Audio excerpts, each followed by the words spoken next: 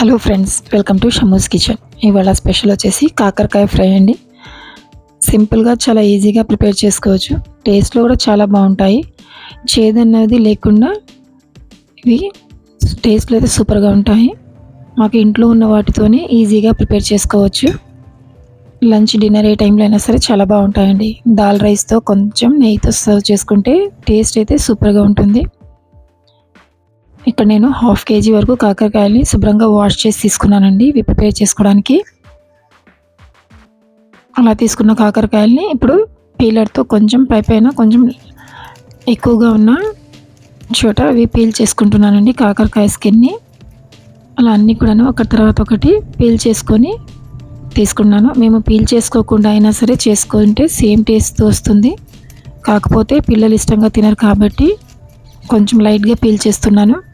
ఇలా పీల్ చేసుకున్న కాకరకాయలని ఒక ప్లేట్లోకి తీసుకొని వీటన్నింటినీ ఇప్పుడు ఎడ్జెస్ని ట్రిమ్ చేసుకోవాలి. రెండు వైపులా కూడాను ఎడ్జెస్ కట్ చేసేసుకొని పల్చగా కొంచెం స్లైసెస్ లాగా కట్ చేసుకోవాలండి. రౌండ్గానే కాదు, మాకు నచ్చిన షేప్లో కట్ చేసుకోవచ్చు వీటిని. ఇవన్నీ కూడాను కట్ చేసేసుకొని పక్కన పెట్టుకోవాలి. ఈ విధంగా ఫ్రై చేసుకొని మేము ఎక్కువ రోజుల కోసం స్టోర్ కూడా చేసుకోవచ్చండి. ఈ కాకరకాయల్ని అసలు పాడవు. ఫ్రిడ్జ్లో కూడా పెట్టనవసరం లేకుండా బయటనే మేము పెట్టి స్టోర్ చేసుకోవచ్చు.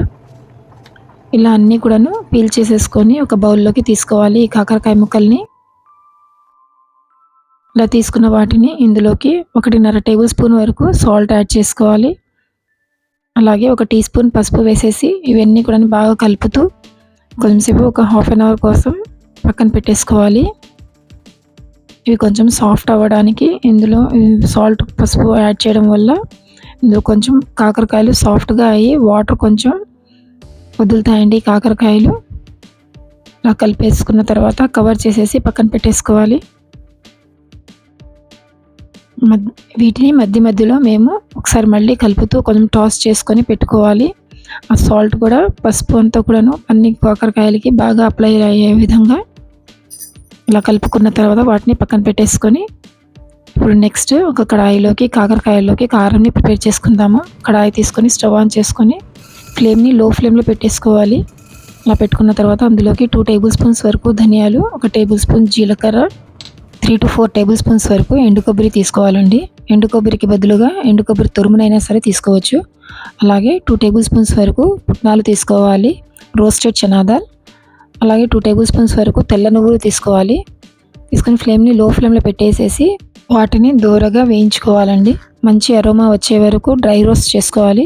అలా డ్రై రోస్ట్ చేసుకున్న వాటిని ప్లేట్లోకి ట్రాన్స్ఫర్ చేసుకొని చల్లారడానికి పెట్టుకోవాలి. కంప్లీట్గా చల్లారాలండి. చల్లారే వరకు పక్కన పెట్టుకోవాలి. అలాగే అందులోకి ఒక మొత్తం వెల్లుల్లిని పొట్టుతో సహా తీసుకుంటున్నాను.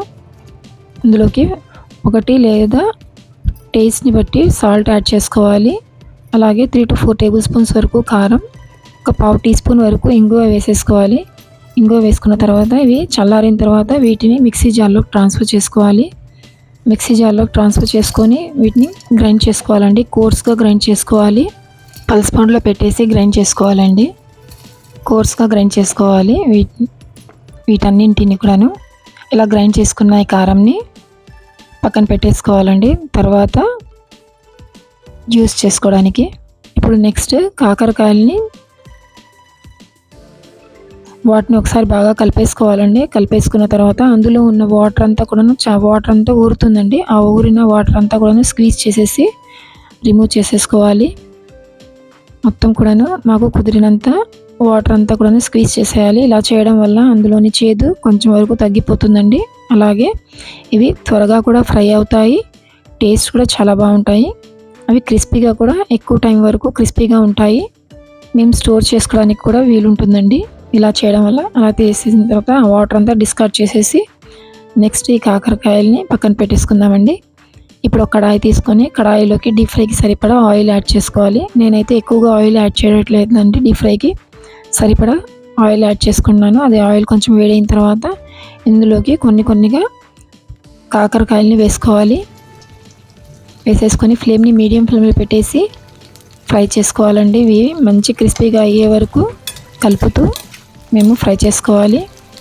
ఇవి మీడియం ఫ్లేమ్లో పెట్టేసుకొని మంచిగా బాగా క్రిస్పీగా అయ్యే వరకు ఫ్రై చేసుకోవాలండి. ఇలా ఫ్రై చేయడం వల్ల ఎక్కువ రోజులు నిల్వ కూడా ఉంటాయి. ఇవి అసలు పాడవకుండా. ఇలా ఫ్రై చేసుకున్న తర్వాత వాటిని ఒక ప్లేట్లోకి ట్రాన్స్ఫర్ చేసుకోవాలండి. నెక్స్ట్ మిగిలిన కాకరకాయ ముక్కలతో కూడాను సేమ్ ఇలాగే బ్యాచెస్గా ఫ్రై చేసి తీసుకోవాలి. కొంచెం కొంచెంగా వేసుకుంటూ మీడియం ఫ్లేమ్ మీద పెట్టేసి మంచి క్రిస్పీగా అయ్యే వరకు ఫ్రై చేసుకొని తీసుకోవాలండి. వీటన్నింటి కూడాను ఇలా ఫ్రై చేసుకొని వీటిని పక్కన పెట్టేసుకోవాలి. ఇందులో ఉన్న కడాయిలో ఉన్న ఎక్స్ట్రా ఆయిల్ని తీసేసి తాలింపుకు సరిపడా ఆయిల్ తీసుకోవాలి. ఇందులోకి 2 టీ స్పూన్స్ వరకు తాలింపు గింజలు వేసుకోవాలి. ట్యాంపరింగ్ సీడ్స్ వేసుకున్న తర్వాత ఇందులోకి ఒక చిన్న ఆనియన్ని స్లైసెస్గా కట్ చేసి వేసుకోవాలండి. అవి వేసుకొని మంచి గోల్డెన్ కలర్ వచ్చే వరకు ఫ్రై చేసుకోవాలి వీటిని. ఈ ఆనియన్స్ కూడా కలర్ చేంజ్ అవుతున్నాయి అన్నప్పుడు ఇందులోకి 2 టేబుల్ స్పూన్స్ వరకు పీనట్స్ని వేసుకోవాలి, పల్లీలు. వాటితో పాటు 2 టేబుల్ స్పూన్స్ వరకు క్యాష్యూ నట్స్ని కూడా వేసుకోవాలండి. ఇది ఆప్షనల్, కానీ టేస్ట్ అయితే చాలా బాగుంటుందండి ఈ కాకరకాయ ఫ్రైలోకి. ఇలా వేసుకొని అవి కూడా మంచి గోల్డెన్ కలర్ వచ్చే వరకు కలుపుతూ ఫ్రై చేసుకోవాలి. అవి ఫ్రై అయిన తర్వాత ఇందులోకి 3 ఎండుమిర్చి, అలాగే కొన్ని కరివేపాకుని వేసుకోవాలి. ఫ్రెష్గా ఉన్న కరివేపాకు వేసుకోవాలండి. అవి కొంచెం స్ప్లాటర్ అయిన తర్వాత చిప్పట్లు ఆడిన తర్వాత ఇందులో మేము ఫ్రై చేసి పెట్టుకున్న కాకరకాయ ముక్కల్ని వేసేసుకోవాలి తాలింపులోకి. కాకరకాయ ముక్కల్ని వేసేసి ఆ తాలింపులో బాగా కలిసేలాగా కలుపుకోవాలండి. ఇవి వాటిని ఫ్లేమ్ని కంప్లీట్గా లో ఫ్లేమ్లో పెట్టేసుకోవాలి. బాగా కలిపేసుకున్న తర్వాత మేము ప్రిపేర్ చేసుకొని పెట్టుకున్న కొబ్బరి కారాన్ని యాడ్ చేసుకోవాలి.